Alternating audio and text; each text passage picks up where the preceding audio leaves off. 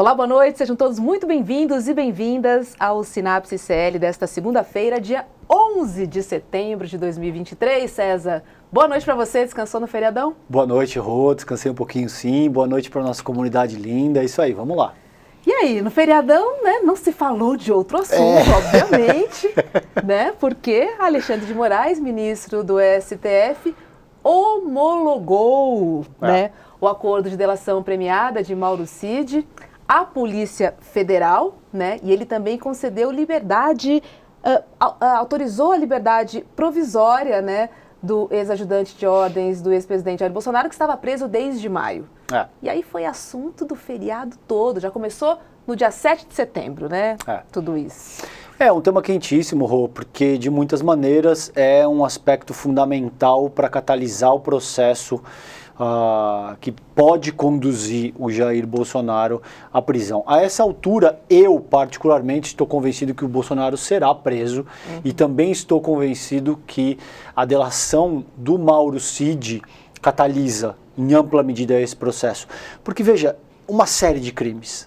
O Bolsonaro, enquanto a gente ainda estava no N2, a Maíra Heck, a nossa amiga, dizia o seguinte, o Bolsonaro gabaritou. Lembra disso? O Código Penal. O cara gabaritou, então é só uma questão de escolher qual tipo de crime, apontar, você vai ver que aquele crime ele cometeu. E ele teve um intermediário para cometer esse crime. O Bolsonaro, ele é uma figura muito inepta, Rô. Ele é uma figura muito inepta, ele não sabe fazer absolutamente nada sozinho. De ligar um computador, a manejar um telefone, ele precisava da ajuda do Mauro Cid. E, no processo de cometer os crimes, ele teve o ajudante de ordens. Agora é natural que uma vez que essa pessoa se sinta compelida a falar, porque ele percebeu que ele ia ter que arcar com o peso da justiça de uma maneira absolutamente individual, o Bolsonaro disse isso de uma forma muito clara, que é assim, não, agora é cada um que toque a sua vida e vamos lá. Ele se sente compelido a falar e isso deve complicar a posição do Jair Bolsonaro. O Bolsonaro, ele contava com a omertá. A omertá é esse código de silêncio que vigora entre mafiosos. Ele só esqueceu do preceito elementar de um grupo criminoso, que para ter a omertá vigente, aquela pessoa que está na mão das autoridades não pode se sentir abandonada.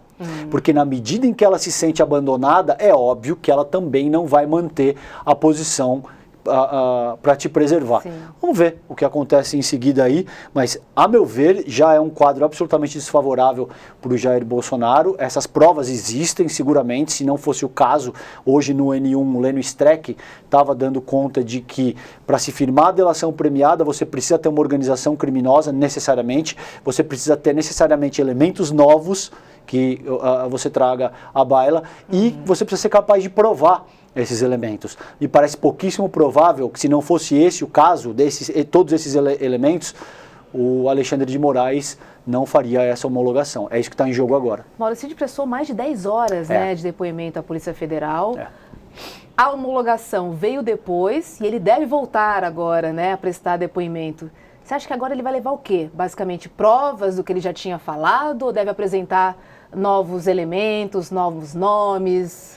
Como é que você acha que está essa construção aí nos bastidores, César? Eu acho que é um acordo, como o próprio nome já diz, então existem ajustes finos que vão sendo feitos. Sabe, você imagina o seguinte, quando você, eu não quero banalizar a questão, mas para efeito de compreensão, tornando a questão mais simples.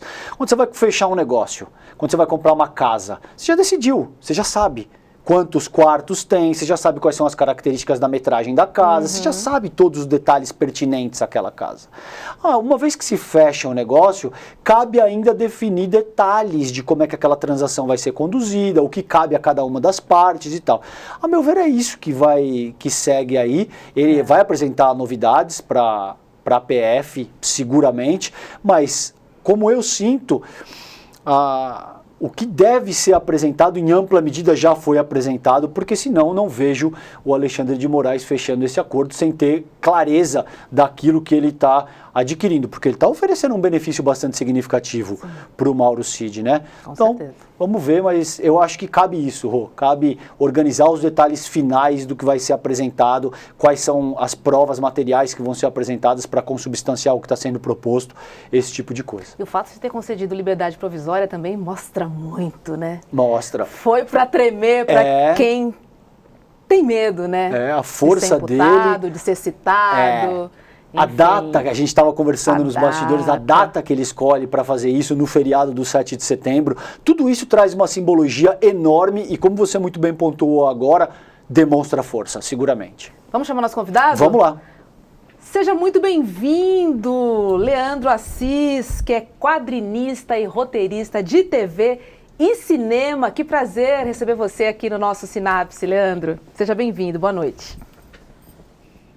Obrigado pelo convite, obrigado por me ter aqui com vocês e vamos lá, vamos conversar. Leandro, obrigado, querido, sou fã do seu trabalho também, acompanho a tua produção há muito tempo, acho teu trabalho genial, é uma honra te receber aqui hoje, obrigado, viu?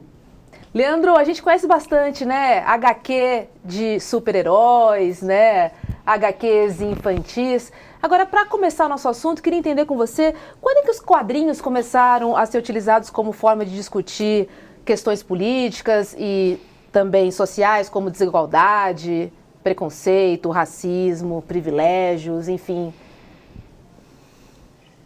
Na verdade, o quadrinho, inclusive no Brasil, ele já nasce muito ligado à crítica social, à crítica, à observação de crítica política, à crítica às grandes figuras, às autoridades, né? A gente tem no Brasil o Ângelo Agostini, que é um dos pioneiros do quadrinho, não só no Brasil, como no mundo. Muita gente aponta, muitos estudiosos apontam ele como um dos grandes pioneiros, que já desenvolveu muito da linguagem dos quadrinhos no trabalho dele. Ele era italiano, radicado no Rio de Janeiro, e tinha uma publicação dele, onde ele já fazia charges políticas, ele pegava no pé do e tudo mais, era ali no final do século XIX. Então, o quadrinho e política estão sempre ligados ali desde o início. E mesmo super-heróis, mesmo o quadrinho mais infantil, também entra política. Quer dizer, o que é o Superman tentando defender a liberdade americana, como que os super-heróis foram enfrentar o nazismo na Segunda Guerra. Então, a discussão política está ali presente. E tem os quadrinhos de herói também, que vão num outro caminho, que fazem críticas ao próprio fascismo, em alguns casos, do próprio super-herói. Então, os exemplos de quadrinho com política, a gente pode ficar aqui a noite inteira falando, né? Ô Leandro, e aí, para a gente colocar em perspectiva o teu trabalho, vamos falar um pouco do começo da tua carreira. Quando é que você começou a trabalhar? Não sei se você... Porque, via de regra, as pessoas que trabalham com charge ou quadrinistas com os quais eu conversei, dizem que essa já era uma paixão antes mesmo de ser uma profissão. Eram pessoas que já trabalhavam, ou pelo menos já desenhavam antes, né, de se tornarem profissionais da área. Conta pra gente um pouquinho a tua história. Como é que você começa no quadrinho? Como é que você descobre essa vocação? É exatamente o que você falou. Desde o início eu sempre gostei muito de contar história. Era minha paixão era poder contar história. E de forma visual. Podia ser cinema, podia ser televisão, podia ser no quadrinho. Então eu sempre gostei de desenhar, mas sempre gostei muito de cinema também, televisão. O desenho estava sempre presente, mas eu nunca tinha encarado ele como algo que podia vir a se tornar uma profissão. Eu fui primeiro para o roteiro, para o cinema e para a televisão. Depois de um tempo no audiovisual, eu comecei a ver que eu também podia, que eu tinha uma liberdade, ia ter uma liberdade maior no quadrinho. Eu ia poder contar as minhas histórias sozinho às vezes e decidir o que entrava, o que não entrava na história, tomar as decisões todas do processo, né? Que o audiovisual é muito bacana, essa coisa de ser um trabalho coletivo, mas às vezes você quer cometer os seus erros e também ter os seus acertos ali, você ser o responsável ali por tudo. Então, mais recentemente, ali por volta de 2019, é que eu comecei a procurar fazer o quadrinho mesmo como algo, como uma profissão, como o meu trabalho primordial. Que foi, Leandro, inclusive, com o Santos, né? Ah, tá, desculpas, pode continuar, achei que você tivesse terminado, Leandro, desculpas. Não, mas é isso, pode falar, a gente vai falar do Santos qualquer hora. Vamos sim, porque eu vou te perguntar quais são os seus temas preferidos, então, depois de 2018, quando você realmente se jogou aí nos quadrinhos. Eu sempre quis fazer histórias que fizessem algum tipo de denúncia, que fizessem alguma crítica, que apresentassem algo que me incomodava no Brasil, no mundo. Eu não vou dizer que desde sempre eu imaginei que isso ia ser tão diretamente uma crítica política. Mas pela situação que a gente vinha vivendo, né? Quer dizer, o primeiro quadrinho mais político que eu fiz, então, foi esse final de 2019, chama Santos. E foi um desabafo do que a gente vinha vivendo, desde ali do golpe com o nome de impeachment da Dilma, até daí Lava Jato, e o país caminhando nessa direção aí da extrema-direita, né? E chegou então nesse ponto em que eu precisava falar disso, eu precisava conversar com as pessoas sobre essa situação, e foi nesse momento que surgiu a ideia de fazer então essa série no Instagram. Ô Leandro, e a formação, eu queria explorar um pouco mais, considerando a tua formação política, porque você me parece ter um viés naturalmente progressista, né? A forma como você organiza o seu trabalho. Não sei nem se você tem filiação político-partidária, me parece que, não sei se esse é um caso, mas o teu trabalho fala muito a respeito do teu posicionamento político, que você luta por progresso, você luta por emancipação social, a tua crítica é muito contundente. De onde veio? Você sempre foi de esquerda? Essa tua postura mais à esquerda ou progressista se agudizou com a ascensão do bolsonarismo? Como é que foi isso?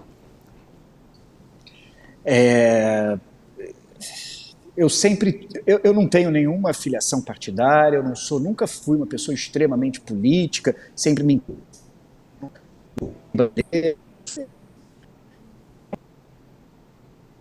Ih, acho que Vamos deu ver uma se ele volta. travada. Leandro, ouve a gente? Bom, vamos ver se ele volta, Rô. Ver se ele se reconecta. Mas acho que isso é importante porque é um tema fundamental. Eu conversei com muita gente que não necessariamente era de esquerda, mas a partir da ascensão do bolsonarismo teve aquele estímulo fundamental para que a pessoa de fato assumisse um papel mais político, organizasse o seu trabalho no sentido de contestar aquela barbárie.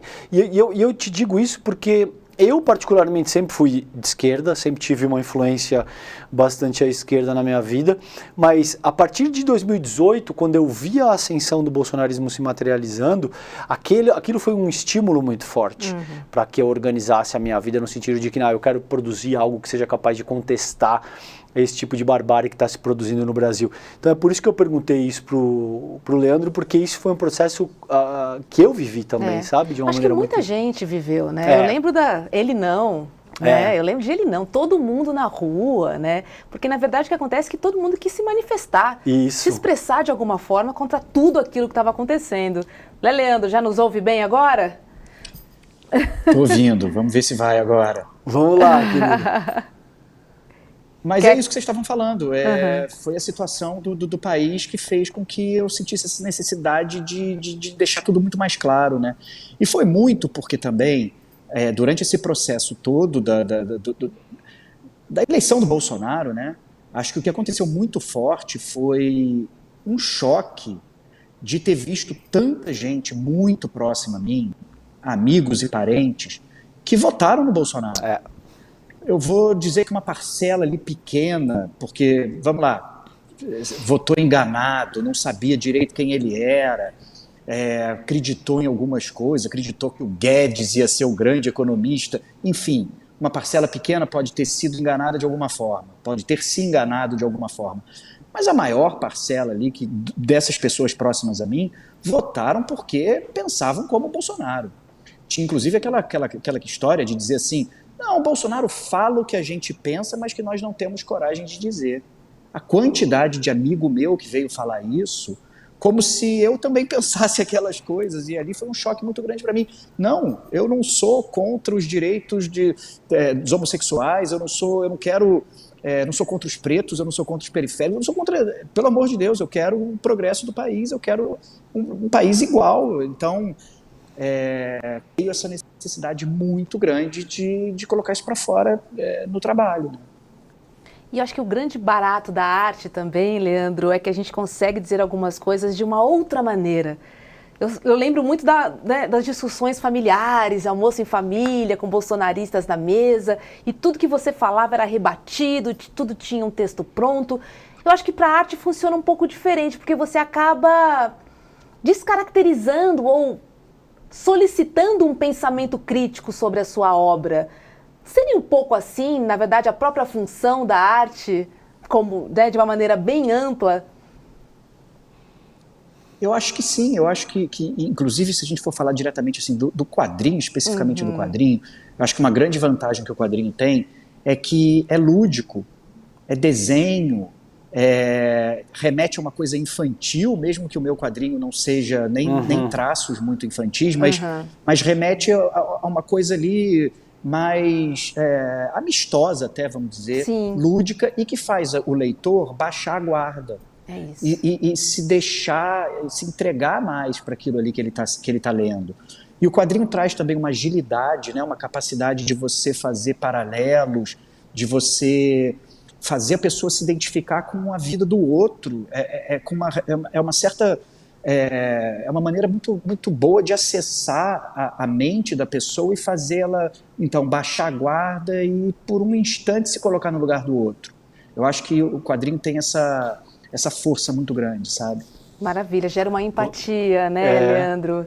E quando eu estava falando que é uma maneira diferente, porque quando você vai discutir com alguém oralmente, as pessoas já têm a resposta pronta, né? Com os quadrinhos já fica um pouco diferente, né? Primeiro pela empatia, que eu acho que é fundamental, né? E depois que assim, poxa, desconstruiu, e agora? O que eu vou falar? Sim. Essa daqui eu não tinha pensado ainda. Então é muito legal essa reflexão que a gente está fazendo aqui no Sinapse. Eu gostaria de saber desenhar, o problema é que eu não sei fazer nenhuma bolinha. E Leandro, você, ao que me parece, você tira a inspiração do teu entorno social, como você acabou de dizer aí, né? Você teve amigos que te disseram, cara, o Bolsonaro e tal, e agora tá com a gente. Você, não. Me inclua fora dessa, né? Como as pessoas dizem. Às vezes, quando, por exemplo, eu leio Confinada ou o Santos, ou essas coisas maravilhosas que você produz, eu identifico pessoas na minha vida. Eu digo, gente, isso aqui é essa pessoa ou aquela pessoa, eu vou identificando, sabe? As atitudes e muitas vezes falas cretinas e rasteiras que alguns dos teus personagens têm ali, que são repugnantes, e eu identifico com pessoas da minha vida cotidiana. Você já teve problema com isso? Você já teve alguém reclamando contigo, falando, Leandro, isso aqui você tirou de determinada influência, ou isso nunca aconteceu? Travou de novo. Eu acho que ele travou de novo. Que pena, eu queria tanto ouvir. Travou sorrindo, olha lá. Assim tá bom. Mas eu imagino se isso não deve dar de problema para ele, entende? Porque, assim, muitas vezes, e é óbvio que é muito menos gráfico o meu trabalho, mas eu faço sínteses de comportamentos que eu vi, de coisas que cercam a minha vida cotidiana, Rô. E por vezes, eu já fui questionado, as pessoas dizendo, você falou isso em determinado programa porque você sabe que... E às vezes nem era, entendeu? Às vezes eu digo, não, é porque isso é um comportamento padrão, é um modus operandi de toda um extrato da sociedade que eu estou criticando através dessa minha fala. E a pessoa se sentiu identificada com aquilo, então eu imagino que com o trabalho dele, que tem esse viés mais gráfico, mais incisivo nessa direção, ele pode às vezes receber um certo tipo de crítica, né? A pessoa achar que ela... haters, né? Todo mundo tem haters. Imagina, quem não tem? É impossível, hein, Leandro? Impossível não ter.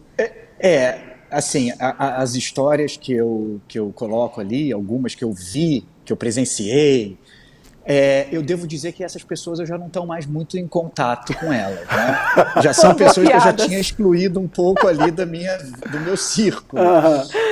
Então eu não sei a repercussão para elas daquilo ali. Agora, tem muito hate, tem muita gente que se identifica, que veste a carapuça e daí vem reclamar, vem brigar, vem ameaçar. Isso tinha muito, principalmente no começo. Presencialmente, Leandro, ou mais, porque no meu caso, por exemplo, eu recebo muito mais ataques via internet, isso tem bastante, gente que me xinga, gente que diz que eu sou comunista, etc e tal, mas presencialmente é mais elogio, é mais afeto, é mais gente que eventualmente pede para tirar uma foto, que te demonstra um carinho, sabe? Porque eu acho que é mais fácil demonstrar carinho pessoalmente e te atacar quando você está protegido pela tela do computador. Contigo é assim também, não? É a mesma coisa. Tá. As críticas mais virulentas vêm pelo Instagram, vêm pelo perfil social. E tem um detalhe curioso, né? Porque, quer dizer, não é nem curioso no Brasil. Eu escrevo essas histórias, eu comecei escrevendo essas histórias sozinho, mas como é uma história que conta o choque, vamos dizer, né, de duas famílias, uma família branca rica e uma família preta de mulheres que são as empregadas domésticas daquela família rica, em algum momento no trabalho eu convidei a Tricila Oliveira, que era leitora da série, que já foi empregada doméstica, para trabalhar comigo para fazer essa série, para a gente poder ser bastante verossímil e bastante respeitoso com todos os universos. E ela, obviamente, por ser mulher e preta, ela sofre muito mais hate do que eu. Tá. Então aí os ataques a ela são ainda mais agressivos. Tá. E Leandro, conta pra gente um pouquinho sobre esses seus dois trabalhos que você lançou, né? O Confinados você lançou primeiro no Instagram, depois virou um livro. Como é que foi essa nova linguagem, essa nova maneira, né, de usar o Instagram, de usar as redes sociais para divulgar o seu trabalho? Como é que funcionou? De onde veio essa ideia? Enfim, queria entender um pouquinho mais essa nova linguagem proposta aí pelo trabalho de vocês. Eu não pensei muito, eu queria contar aquela história. Eu tinha um Instagram onde eu já colocava os desenhos e veio a ideia de eu vou fazer uma tira, que na verdade é uma página de quadrinho, e cada página é um capítulo, então, da história, uma série, uma novela, né? Então eu divulgava página a página, uma página por semana, às vezes duas, e ia contando essa história assim, serializada. Não teve muita reflexão para começar, era isso que eu falei, foi um desabafo. Tanto é que até a terceira tira, até o terceiro episódio, eu ainda não tinha nem muita certeza de que história que eu ia contar. Mas na terceira tira, como a mídia ninja compartilhou e isso viralizou, eu, assim, da noite para o dia tinha 30 mil pessoas seguindo, e depois já eram 60, e assim foi aumentando. E foi nesse momento que então eu comecei a realmente pensar qual era a história que eu estava contando, né? Definir melhor os personagens, definir melhor a trama. Então foi tudo muito, de verdade, num desabafo, só nessa necessidade de dialogar com essas pessoas que me desapontaram muito, né? Ô Leandro, e você já recebeu alguma proposta para que isso ganhe telas, seja a Netflix e esse tipo de coisa? Ou ainda não? Porque faz todo sentido, né, cara? Eu acho que, não sei como é que você sente isso, mas acompanhando o teu trabalho há anos, agora a gente estava até conversando aqui no bastidor antes, eu nunca conversei com o Leandro, mas eu acompanho o trabalho dele há anos e como eu vejo seria, não sei como você sente isso, mas seria a etapa natural do tamanho que o teu trabalho ganhou, da importância que a tua crítica social tem, porque hoje você está fazendo teoria social na prática. É como eu sinto o seu trabalho, sabe? Você não está teorizando socialmente, mas você está desenvolvendo um trabalho que demonstra teorias sociais na prática. Quais que seriam as elaborações práticas de uma determinada teoria social. Como é que você vê isso no futuro? Você já recebeu algum tipo de proposta, algo como Netflix ou cinema? Você tem esse desejo, cara? Eu tenho esse desejo, já teve conversas, já teve os direitos da história, já estiveram na mão de uma ou outra produtora, mas é sempre tudo muito demorado, muito difícil, precisa ter também o dinheiro, precisa ter já o canal ou o streaming que está interessado, então são negociações, né? Ainda nada aconteceu, nada de concreto, mas as conversas estão sempre acontecendo. Muito bom. Muito bom.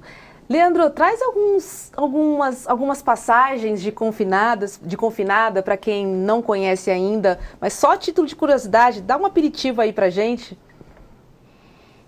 Certo. Confinada conta a história de uma influenciadora digital milionária. Na verdade, ela, antes de ser influenciadora digital, ela já é milionária, filha de um banqueiro, mora em São Conrado, né, na zona sul do Rio de Janeiro.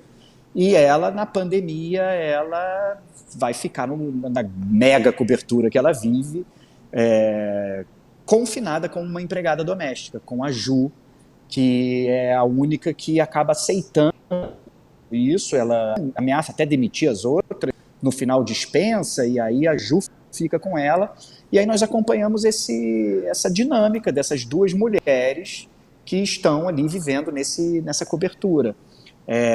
A Fran é uma alienada social, ela não tem a menor preocupação com as questões sociais do país, inclusive aproveita a pandemia para lucrar muito com publicidade dos mais absurdos artigos. Tem um que ela faz a publicidade de uma tal de Maxi Towel, que é uma toalha gigante, que é para você poder ir para a praia e você vai deitar na sua toalha e ela é tão grande que ela já proporciona o isolamento social ali, né? Então, e são produtos que existiram, sabe? Eu cheguei a ver isso, teve uma marca que lançou uma Maxi Towel na época da pandemia. Então tem essa dinâmica ali, da Fran e da Ju presas ali nesse apartamento, nessa cobertura, né? E a Fran você tirou de uma pessoa real ou você inventou ela para um roteiro específico? Conta, Leandro. Não, a Fran é uma junção de algumas influenciadoras. Teve uma em mente que eu não posso falar nada não, mas foi uma que curtiu muito a pandemia. Muito bom. E aproveitando que eu vi que você traz um tema muito, muito, muito forte, né, no seu trabalho, que é a questão da representatividade, como é que você vê, né, essa questão nas histórias em quadrinhos em geral, assim, numa big picture, falando do Brasil, hein, Leandro? O Brasil, em qualquer campo, tem que melhorar muito. Mas nós temos nos quadrinhos um momento muito bom. Muitas mulheres, pessoas trans, pretas, fazendo muita coisa boa. Os melhores quadrinhos, eu acho, até de hoje, estão sendo feitos com essa diversidade, sabe? Então, eu acho que quem ainda não está muito ligado no que é o quadrinho adulto, inclusive, eu acho que tem que dar uma chance, tem que dar uma olhada, porque tem muita coisa, é muito rico o quadrinho no Brasil hoje. E quem que você diria que são as tuas inspirações, cara? Quadrinistas, roteiristas, chargistas. Eu conversei com muita gente que faz charge, que lida com desenho, e me disseram que a Laerte, muita gente me disse que Laerte é a grande referência deles. E vários outros também, mas a Laerte aparece de uma forma unânime, assim. Quem que seria as tuas... Não precisa ser uma única pessoa, Leandro. Quem que você traria para esse rol, assim, de grandes referências que você tem? Então, acho que a Laerte é fundamental, porque é de uma genialidade fora de cabimento, assim, porque acho que assim, ela consegue reunir humor, um talento para ilustração, para o desenho dela tem uma agilidade, uma coisa incrível, e muita crítica, filosofia, então realmente incrível, né? O Angeli também, né? Acho que também é uma referência. Acho que no meu caso específico tem também o André Toral, que é um antropólogo e que faz um quadrinho sobre os indígenas e sobre o contato do homem branco com os indígenas, que eu acho incrível. Tem Marcelo Quintanilha, tem a Elô D'Angelo, que faz também, que também tem inclusive um quadrinho na pandemia, que também é muito interessante. Nossa, tem muita gente no Brasil. O Brasil hoje está vivendo uma fase realmente muito boa. Os irmãos gêmeos, o Bai, o Moon também são referência. Tem muita gente, muita gente. Marcelo Quintanilha faz um quadrinho também para mim muito especial, que também é muita observação do dia a dia, que me interessa muito também. E, Leandro, eu queria trazer um pouco mais para a arte digital, porque, enfim, com a internet, redes sociais, a gente vê memes a cada 5 segundos, a cada acontecimento do Brasil, né? A gente abre a internet, a gente fica triste com tudo que está acontecendo, mas a gente também ri muito com a situação que a gente está passando. Você se aventura também nessa arte digital? Como você vê esse cenário atual, né? Atual não de hoje, mas enfim, que a gente tem vivido, principalmente falando de artes digitais instantâneas, é tudo muito rápido e uma quantidade absurda. Fica até difícil você achar uma coisa legal, porque tem tanta coisa, mas tanta coisa. É complicado, né, também. O excesso também dificulta em relação à qualidade. Eu acho que aí eu não tenho, provavelmente, o meu cérebro ele, talvez não funcione muito para poder de síntese com humor, inclusive, que o meme é capaz de fazer. Eu até arrisco na charge, eu e a Tricila, a gente faz charge na Folha de São Paulo, mas eu acho que o cérebro funciona de uma outra forma, da pessoa que conta histórias longas, da pessoa que consegue resumir com uma bela imagem ou com de uma forma bastante imediata, né? Apesar disso, assim, o meu trabalho é todo feito de forma digital, né? Ele é feito em iPad, em tablet, ele não tem... E eu só consigo fazer por isso, porque eu faço no digital, porque apesar de eu desenhar, eu não tenho esse estudo, eu não sou formado em desenho, nunca estudei desenho, então sempre que eu tentei usar as ferramentas, os pincéis e nanquim, era sempre muito difícil para mim.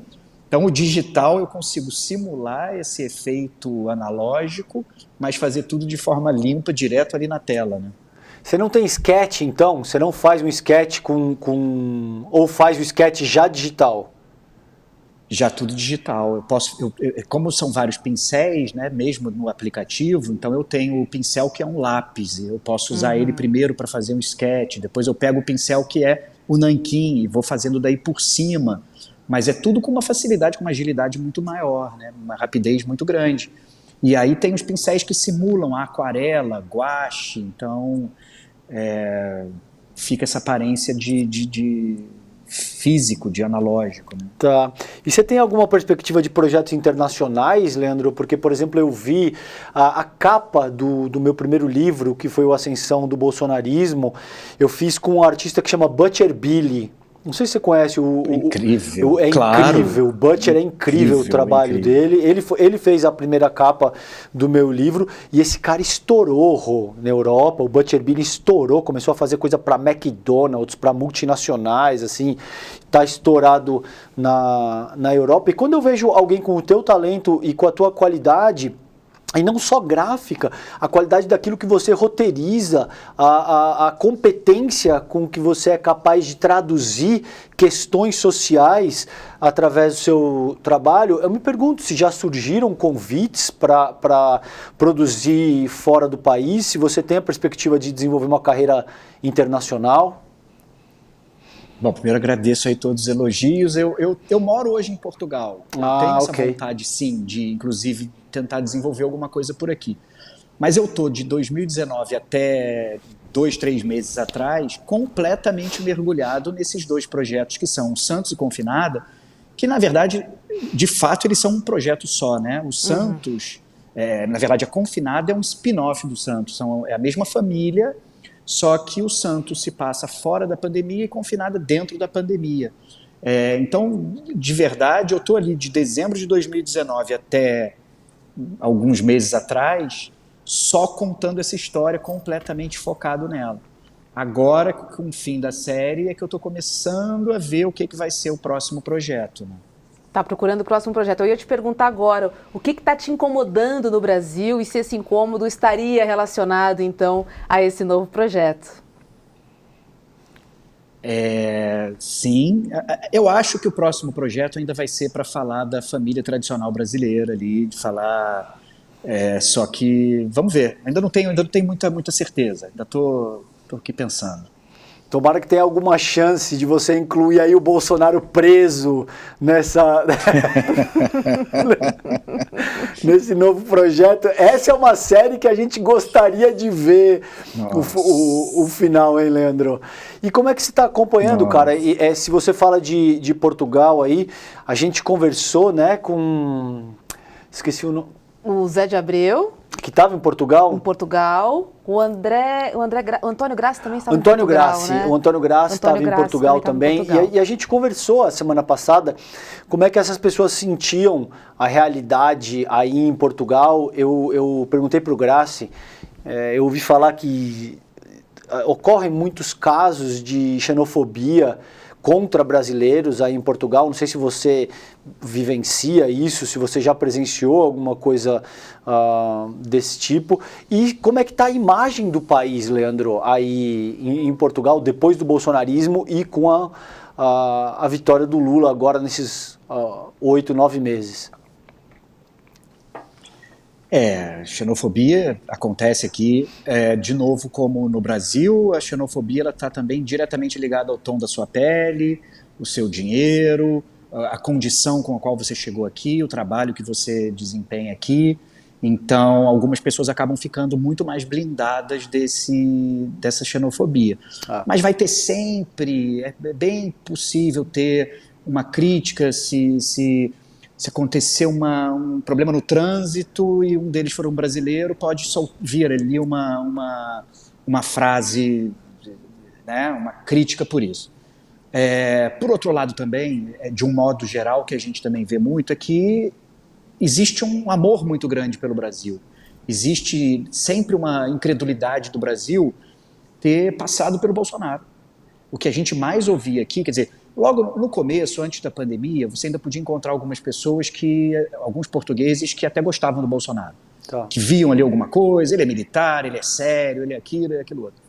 Mas depois da pandemia, quando que para os portugueses definitivamente ficou claro o que foi o Bolsonaro, não só a loucura toda, como também a incompetência, né? Ali, a partir daquele momento, a gente só escutava as pessoas incrédulas de como o Brasil deixou aquilo acontecer. Então, mesmo os portugueses que podem ter ressalvas à esquerda, ao Lula ou qualquer coisa, eles não têm a menor dúvida de que hoje a coisa está melhor aqui. Aí, e no Brasil. Aqui no Brasil. Por que você decidiu morar em Portugal? Muitos artistas, né, foram para Portugal também, né, Leandro? Principalmente nesses últimos 4 anos. É isso aí. Estar vendo o Brasil caminhando ali daquele jeito para uma questão, um projeto de extrema direita. Eu não tinha a menor dúvida de que o Bolsonaro ia ser eleito logo que ele começou a aparecer ali nas pesquisas. Aquilo que eu falei, eu tive um choque de ver as pessoas tão próximas a mim que votaram nele, mas que ele ia ser eleito e que ele ia ameaçar a democracia e que ele ia encher de militares no governo e que a milícia ia estar por perto também o tempo inteiro. Isso, para mim, acho que por ser do Rio de Janeiro, acho que isso eu nunca tive dúvida de que isso ia acontecer. Então, a gente tem esse privilégio, eu e minha mulher, de ter nacionalidade portuguesa e tudo, então escolhemos vir para cá. Mas não é uma escolha fácil. Sim, largar o teu país, né? Leandro, e sendo do Rio, essas pessoas que você conhece, como é que você me disse que se afastou de alguma delas, acredito que com algumas você ainda deve manter contato, deve saber dessas pessoas. O que é que você sente dessas pessoas que apoiaram o Bolsonaro naquela ocasião, entre 2017 e 2018 e tal, hoje? Você acha que essas pessoas acordaram desse transe, elas já se deram conta, elas continuam apoiando o Bolsonaro incondicionalmente? Como é que você sente esse teu entorno primário, considerando essas pessoas que apoiavam o Jair Bolsonaro? Isso mudou ou o apoio permanece? Na minha experiência bem particular, existiam aquelas pessoas que provavelmente poderiam ter ido para um acampamento. Sim. E essas continuam bolsonaristas, apoiando, tá. Sem chance de acreditar que alguma dessas coisas que estão acontecendo, alguma dessas descobertas de roubo de joias e tudo, duvidam disso tudo, é claro. Agora, aquelas pessoas que entraram aí no bolsonarismo porque acreditaram num projeto do Guedes, o Guedes é um grande economista, ele vai isso, ele vai aquilo, essas hoje, acho que eu conheço que votaram nele por isso, hoje vivem num grande silêncio. Não falam mais de política, isso não estou muito interessado, e deixam para lá.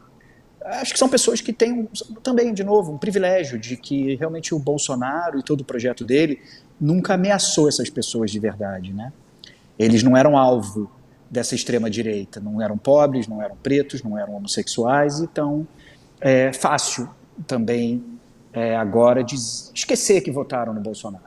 Na medida, então, que você sente que a posição do Jair Bolsonaro se torna indefensável, vem essa apatia, certo? As pessoas simplesmente dizem, bom, não quero mais saber disso, agora eu vou tocar minha vida e...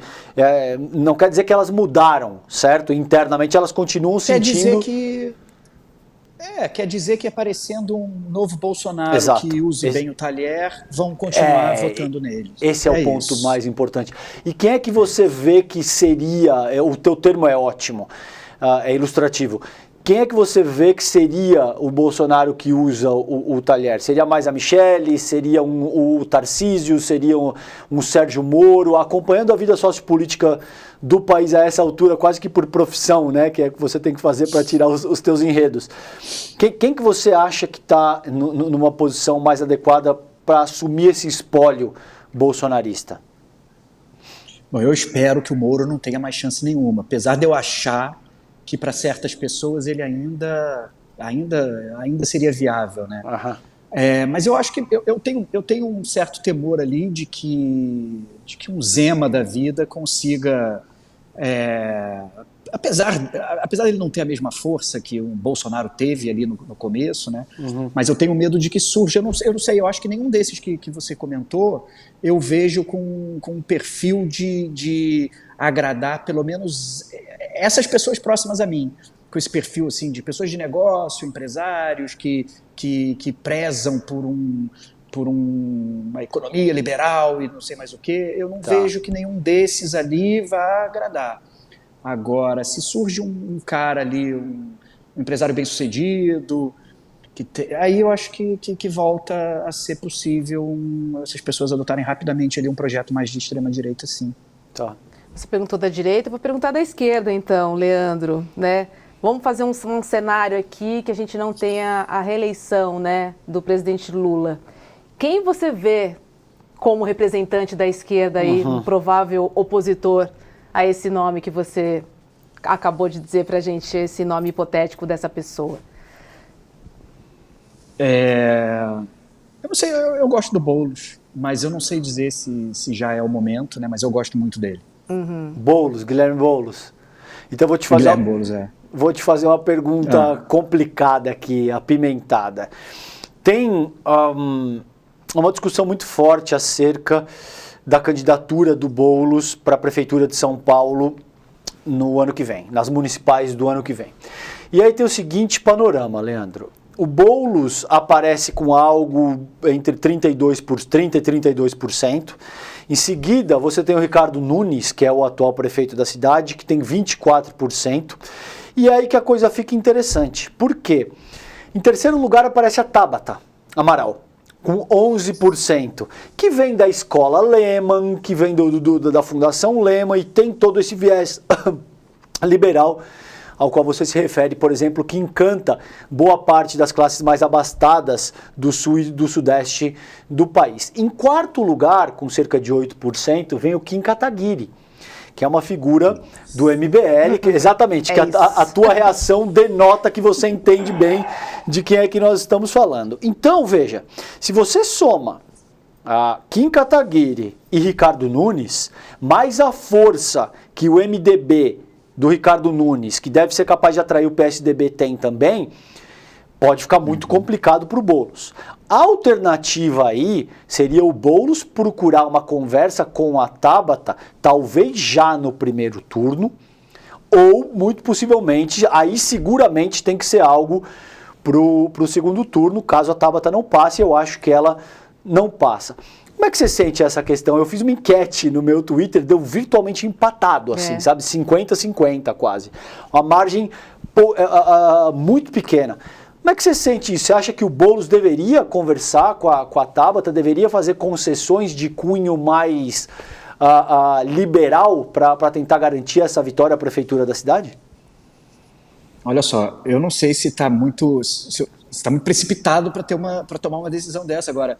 Se o Lula pegou o Alckmin para poder tirar o Bolsonaro, eu acho que é isso. Nesse momento, a gente está precisando fazer o fascismo se esconder de novo ali e se livrar dele logo. A gente não está podendo correr muito risco de deixar esse pessoal voltar. E qualquer um que tenha sido aliado do Bolsonaro, que tenha sido próximo do Bolsonaro, que esteja próximo do partido militar que seja, qualquer um dali, tem que ser nesse momento derrotado de forma exemplar. Eu acho que nessa hora quem é de esquerda, quem é de centro, tem que estar junto.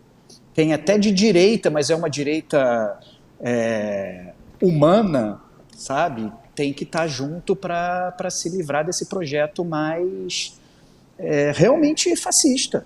A gente não está mais podendo correr risco.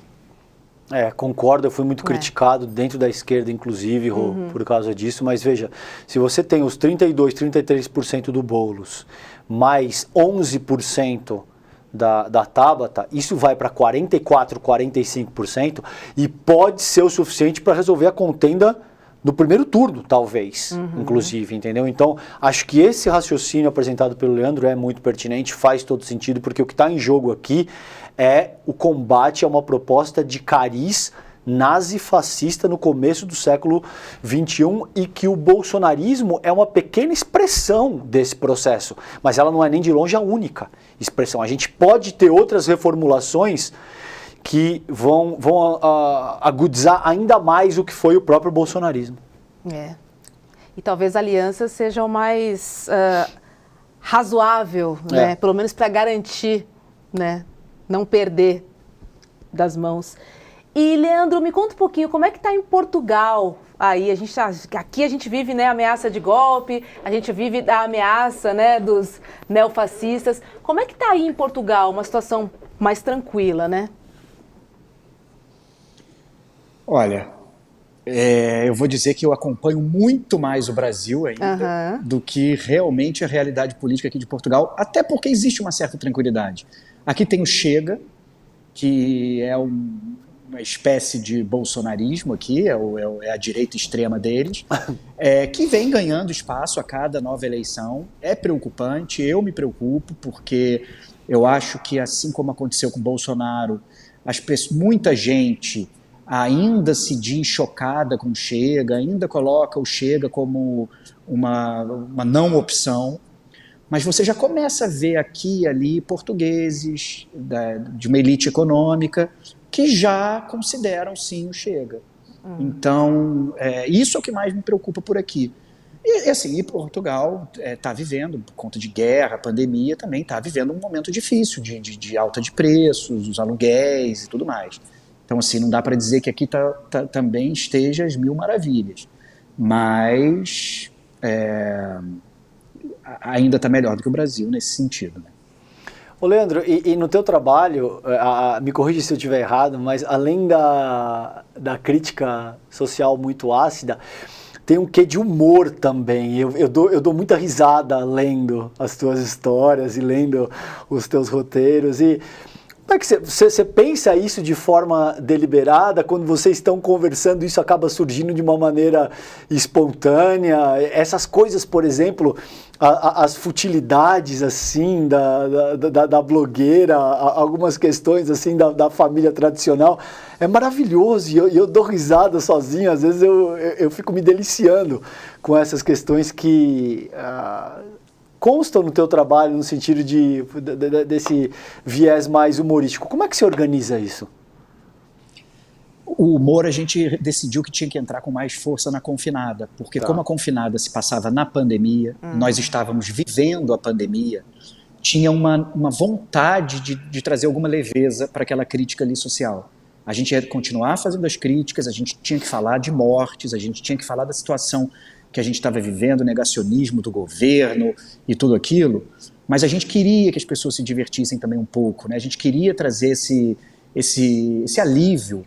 Então, a Fran, por exemplo, ela acaba se tornando muito mais do que nas personagens do Santos, uma vilã de novela. E chegou ao ponto de que a gente brinca, né? Que ela virou aquela vilã que as pessoas amam odiar. Enquanto os vilões do Santos, ninguém ama, nem ama odiar, as pessoas odeiam e ponto, entende? Então, mesmo assim o Santos tem ali o seu humor, mas em Confinada isso era uma preocupação bem maior. Então a gente fez muita piada com o nome dos produtos que ela divulgava, a gente fez muita piada, a gente tentava ali, a gente tinha os produtos dela, por exemplo, são sempre nomes estrangeiros, nomes em francês, nomes em inglês, mas a tradução é sempre um palavrão, é sempre alguma coisa que não condiz com o luxo daquela marca. Então a gente sempre buscava alguma piada para encaixar na Confinada, né? E deixa eu te fazer mais uma, aproveitando aqui. Você organiza a tua produção por capítulos? Quando vocês sentam para discutir, vamos roteirizar ou vamos desenhar, como é que você faz isso? É por capítulo? É por um determinado volume de horas? Quanto tempo, por exemplo, te demora em termos de hora para produzir um capítulo, por exemplo? Vai. Um capítulo do início dele até o fim, até ele estar pronto para ir para o Instagram, vai demorar... Se for um capítulo mais fácil, tem capítulos que são só personagens falando, é só rosto de personagem. Ele pode levar um dia para fazer. Tá. Tem personagens que tem capítulos que tem cenários elaborados e tudo, e aí podem levar 3 dias para ficar pronto uma tira dessa.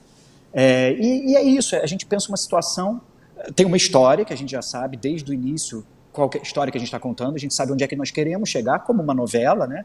A gente sabe o que a gente espera que seja o fim. Então a gente sabe... Cada ponto, olha, esse é o próximo degrau da nossa história, é isso que nós temos que fazer acontecer. Então agora a gente tem que imaginar 9 desenhos, que é o tamanho da página. Nós temos que imaginar 9 quadros que contem essa história.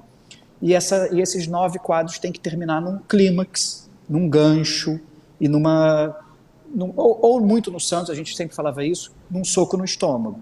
A gente tem que ser ali, o 9º quadro tem que ser aquele que faz a pessoa pensar, putz, a realidade é essa mesmo, né? Não tinha me tocado que é assim que a minha empregada vive. Eu tô aqui reclamando que a minha empregada lavou a roupa do meu filho e estragou, enquanto ela não tem dinheiro para comprar o livro da faculdade da filha. Uhum. Então ali é o momento de dar aquela reviravolta no final do capítulo, né? Então assim, tem sempre essa estrutura. Muito legal. Muito legal saber mais os bastidores do seu trabalho. E só trazendo um pouquinho essa questão do humor, o entretenimento salvou a pátria durante a pandemia, né, Leandro? Eu não consigo imaginar o que seria da pandemia sem a internet, por exemplo. Assim, Sim, né? sim. A gente não conseguiria trabalhar, né? A gente não conseguiria sorrir. Né? Assim, a internet, de fato, né, salvou a gente muito na pandemia. Né? Algumas profissões, infelizmente, foram impossíveis, né, de serem realizadas, obviamente que eram presenciais, mas para quem pôde ficar em casa fazendo trabalho remoto, juro, a vida, porque na verdade a internet trouxe a vida para dentro de casa, né? E essa dose de humor, ela foi fundamental, porque estávamos todos nós chocados, né? Sem saber o que aconteceria, quanto tempo duraria, quando chegaria a vacina aqui no Brasil. Foi uma situação, uma angústia, né? Pessoas morrendo.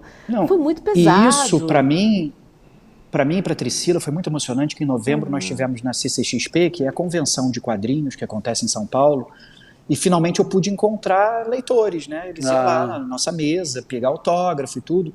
E a quantidade de pessoas, de leitores que vieram dizer que a Confinada acompanhou eles durante a pandemia. Que legal. Que eles, nos momentos de maior depressão, eles viam histórias piores do que as deles, porque muitas histórias ali da Confinada são reais também. E pessoas que realmente vieram abraçar a gente chorando, porque Confinada fez companhia para eles nesses piores momentos da pandemia, né? Então, realmente, esse foi um momento muito, muito duro para todo mundo, e que a gente tem esse orgulho de ter conseguido fazer parte da rotina de pelo menos de algumas pessoas, para dar essa acalmada, para até fazer refletir, tudo bem. Sim. Também, mas para dar um alívio ali de vez em quando, né? E essas pessoas já te pedem para você dar um determinado rumo para uma certa personagem? Elas te dizem, não, a Fran não pode se dar bem, ou aquela família de miseráveis, você precisa fazer com que eles terminem mal, né? Isso demonstra, né, que as pessoas estão envolvidas com aquilo que você está produzindo, porque elas assumem para elas, né, aquilo que vai acontecer com os personagens. Tem um leitor que me acompanha desde sempre, que é muito engraçado, que vira e mexe, ele manda mensagem indignado, porque naquela tira o personagem podia ter apanhado.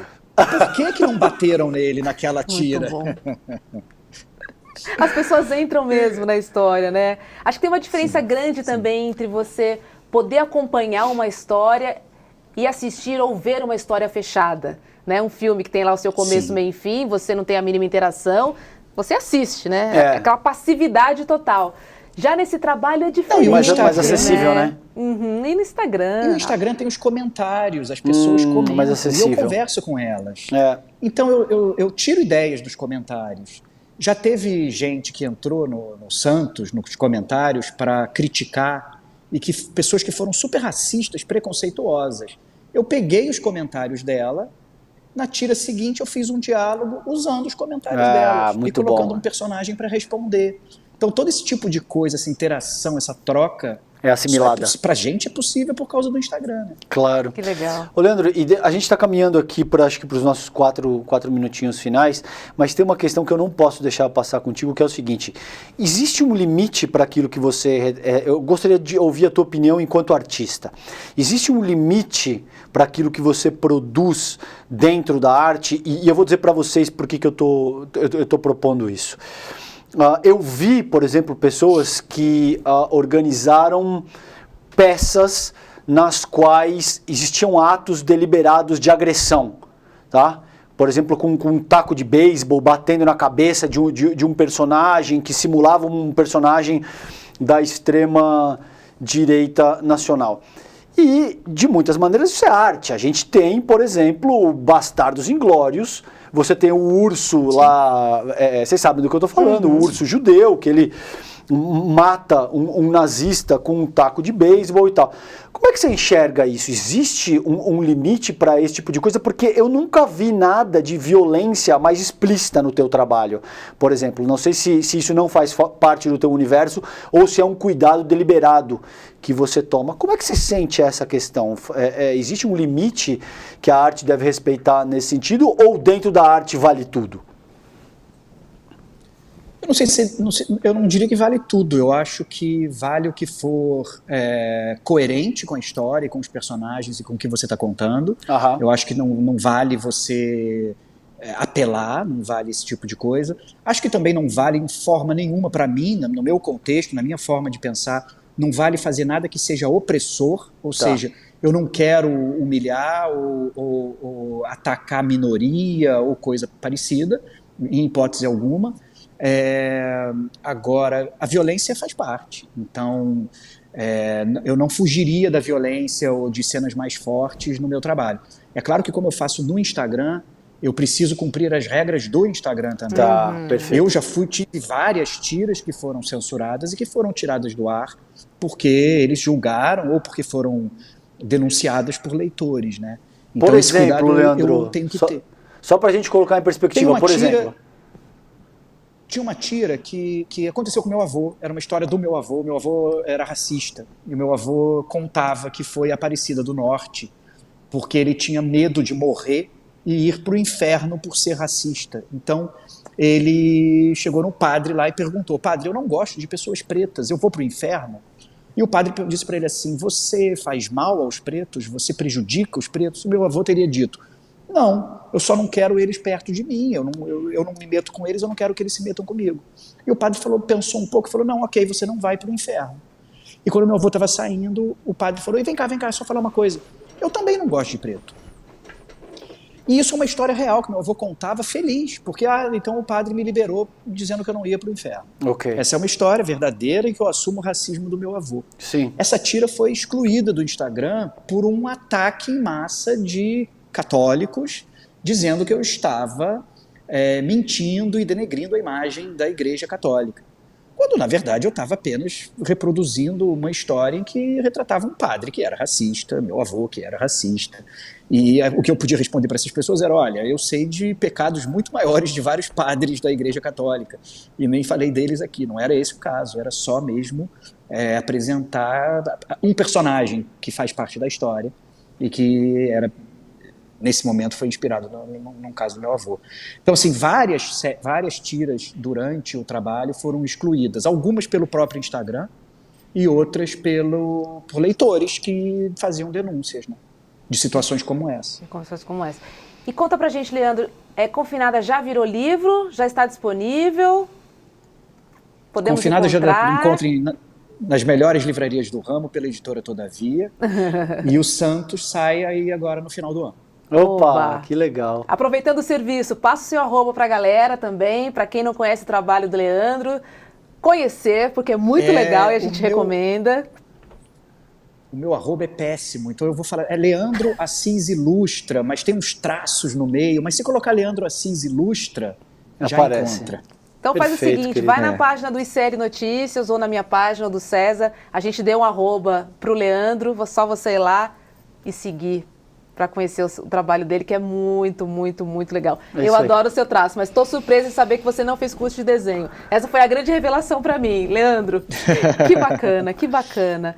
Obrigada, viu? Foi ótimo o papo aqui no Sinapse, foi muito bom conversar sobre arte, desenho, uma outra forma de comunicação que toca muitas pessoas. Acho que a gente falou sobre empatia, eu acho que essa palavra é chave para os dias de hoje, assim. É legal a gente se colocar no lugar do outro, porque hoje em dia a gente só ataca o outro. É isso aí. Né? Quando a gente se coloca no lugar dele, a coisa muda bastante, significativamente. Obrigado, Obrigada, Leandro. Beijo pra você. Muito obrigado a vocês, adorei o papo. Obrigado. Boa noite. Valeu, querido, um abraço. É isso, né? É isso aí.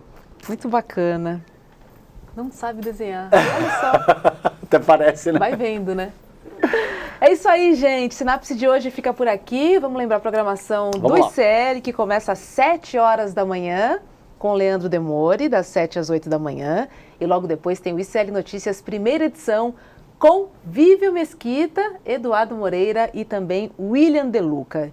E amanhã, 7h30 da noite, tem Sinapse ICL. Para saber quem é, vai lá nas redes que a gente já divulgou. ICL Notícias já divulgou o convidado de amanhã. Fica todo mundo pedindo, fala o convidado de amanhã, fala o convidado. Já tá na rede, meu. Valeu. É isso, César? É isso. Beijo. Boa noite para você. A gente se encontra amanhã ao vivo aqui no ICL. Um beijo. Beijo, gente. Fiquem bem. Tchau, tchau. Confira a programação do Instituto Conhecimento Liberta desta terça-feira, 7 da manhã. Desperta ICL. 8 horas, ICL Notícias, primeira edição. 10h30, Em Detalhes. 11 horas, ICL Mercado e Investimentos. Hatha Yoga Módulo 2 com Deni Filete. 1 da tarde, Dr. Alberto Peribanês. Medicina Culinária. A ferramenta para a saúde no século XXI. 5 da tarde, Encontro com Economistas e Caleidoscópio Jurídico com Valber Agra. Às 6 da tarde, ICL Notícias, segunda edição. Às 7 da noite, Educação Midiática e Cidadania com Cristina Serra e Eliara Santana. Às 7h30, Sinapse ICL. E aula interativa de inglês B2 com Andréa Cipoli. Para saber mais, acesse icl.com.br.